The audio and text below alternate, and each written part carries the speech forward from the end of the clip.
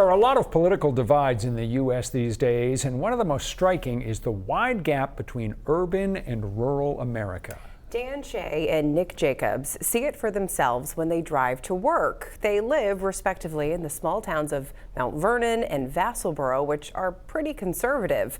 But the city they work in, the city of Waterville, is pretty liberal. That rural-urban split exists all across the U.S., and Shea and Jacobson, who are professors of government at Colby College, have co-written a book about it called The Rural Voter, The Politics of Place, and the Disuniting of America.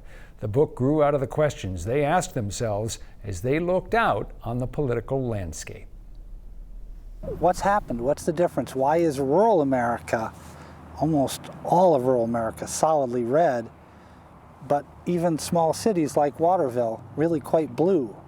What's happening in America? That's what the book's all about. You can see the difference as you drive from Waterville to Vassalboro or Vassalboro to Waterville, particularly take 2020. You could see where the Trump signs were and where the Trump signs weren't. Oh, 2 years after 2020 was over and the signs were still up.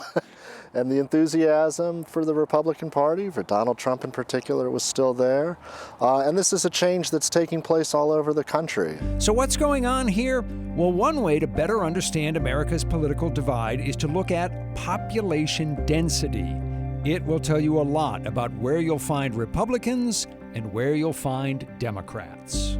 The more dense you get, the more likely you are to run into somebody on the street that was going to vote for the Democratic Party. As soon as you leave those dense enclaves, be it a small city like Waterville or Portland or New York City, as soon as you leave it and keep going out, the more likely you are to vote for the Republican. There's been a lot written about this divide in American politics, but you guys didn't want to just sort of thoughtfully stroke your chins and offer opinions. You did a deep dive into surveying people and finding out what they felt. You talked to thousands or surveyed thousands of people. What, in a nutshell, did you find? We discovered what we call the shared fate outlook, which is really unique. And that is rural voters tend to think about their own well-being, but also their communities. They're very interested in the well-being of their neighbors. And they'll vote and they'll act politically in ways that affect their communities. And that's a stronger impulse than what you found among people in the suburbs and people in the cities. That's exactly right, Rob. Yeah.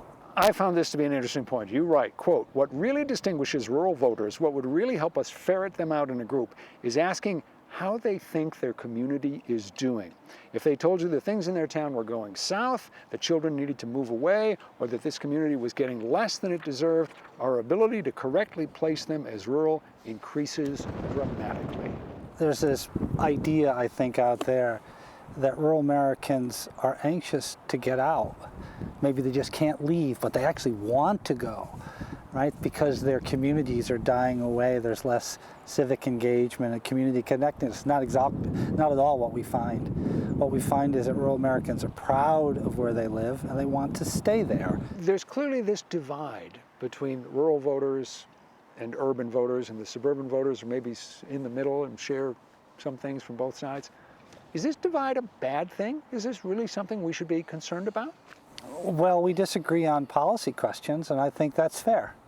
Right? We all have different ideas about what government should do, but I don't think we should divide on questions of sort of values and who we are and how we care about our community. I think we should get beyond that partisan rancor that defines us very quickly and artificially, if you ask me. The Speaker of the House of the United States in the 1980s, Tip O'Neill, was famous for the saying, "All politics is local."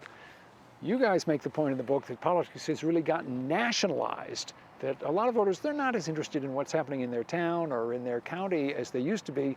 They're paying attention to the national issues way more than they used to. What's driving that nationalization of politics? Well, a big part of it is a decline of local news and local news reporting. There's what's called a news desert or news holes. And when that happens, what we find in our data is that rural Americans are actually paying less attention overall. They don't think what's out there is relevant to them. And if they are paying attention, it's just simply to turn to the national news. A question that pollsters ask a lot around elections, they ask voters, do you think the country is going in the right direction? Let me ask that question of you guys.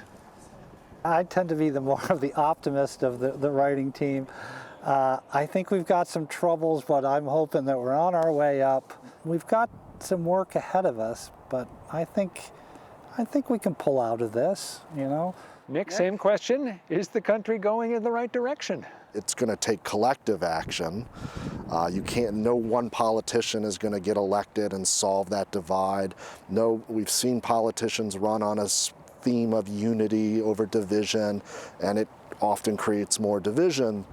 But I still hold out a little bit of hope that collectively we're still more interested in finding what unites us than divides us.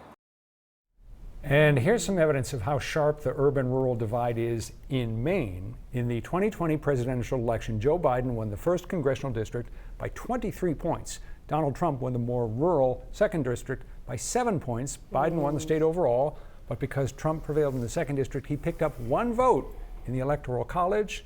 And believe me, in the 2024 presidential election this year, both sides are keeping an eye on that 2nd congressional district and hoping they can pick up that 1 vote. Nick Jacobs sketched out for me a scenario in which the entire presidential election could come down to the 1 vote in Maine's 2nd congressional district, perhaps being peeled off by the Republican candidate. Will definitely be something to watch. Again, the name of Daniel Shea and Nicholas Jacobs' book is The Rural Voter.